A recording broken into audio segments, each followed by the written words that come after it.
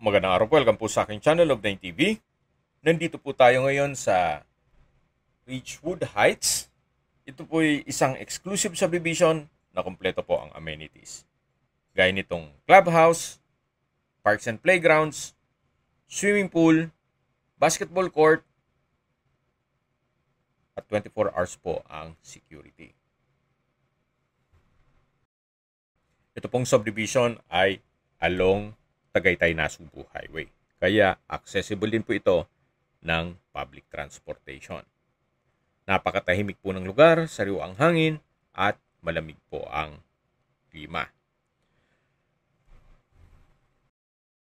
Nandito na po tayo sa lupang binebenta.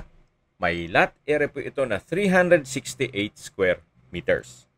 Ito po'y titulado, buhay po ang may-ari, kaya wala po kayong maging problema sa documentation o sa transfer ng title.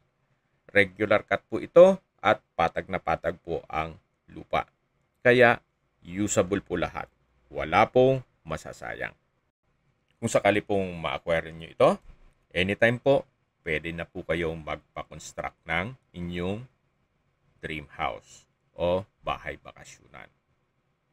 Gawa ng hindi nyo na po kailangan magpatambak. Ready for construction na po yan.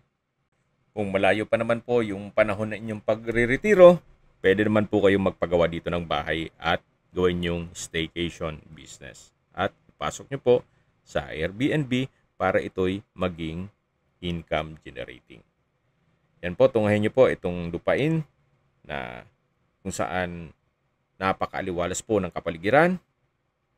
Sa mga nag-skip po ng video, summarize ko lang po. Ito pong property ay nasa Ridgewood Heights Subdivision.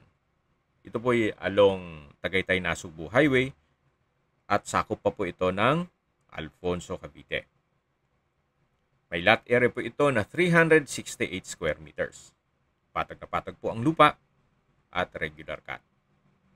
Nasa loob po ito ng isang exclusive subdivision na meron pong 24-hour security, kaya safe na safe po kayo dito at inyong pamilya. Kompleto din po ang amenities gaya ng clubhouse, parks and playgrounds, basketball court, at swimming pool. Habang naglilibot po tayo at pinagmamasan nyo po itong kapaligiran, pag-usapan na natin ang distance, location, at travel time. Gaya po ng nasabi ko sa inyo kanina, ito po'y along Tagaytay-Nasugbu Highway. Kaya accessible po ito ng public transportation. Mula po dito sa property, walking distance lang po papuntang highway.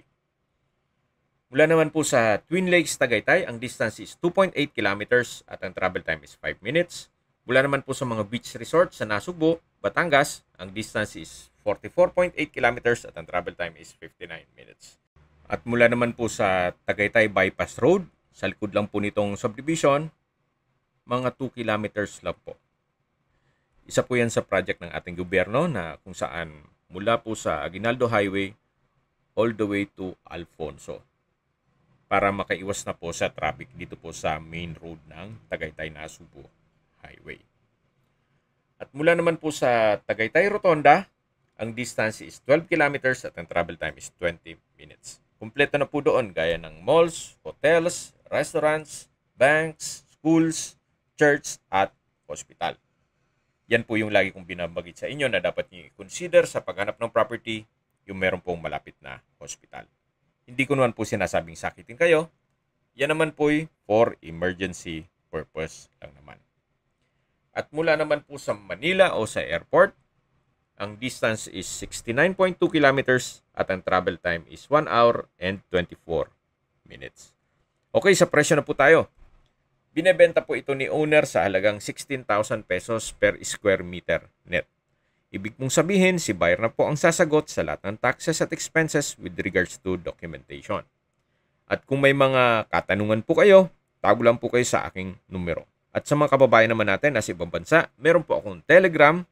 Sa mga iPhone user naman may iMessage. Meron din pong Imo, Skype, Viber at WhatsApp. Same number lang po, 0917-316-3399. Sa mga nagtatanong naman po ng aming Facebook, meron po aming Facebook page na Nov9 TV at Facebook Reels video. Meron din pong TikTok at Instagram. May ibang YouTube channel po kami na The Nov9 TV channel at Nov9 TV listings. Sana po naibigan nyo ang video presentation. Paki-like and subscribe na lang po sa aking channel para ma-update din po kayo sa aking future listings. Kung sakali po hanap nyo yung mas malaking sukat ng lupa, meron din po kami ibang listings na pwede nyong pagpilian. Huwag po kayong mag-atubiling tumawag sa amin, then let us know your budget para malaman namin kung anong property pwede naming i-alok sa inyo. Sa lahat pong viewers, subscriber at nagtiwala po sa amin, salamat po sa suporta. Ingat po kayo lagi at yung pamilya. Maraming salamat po.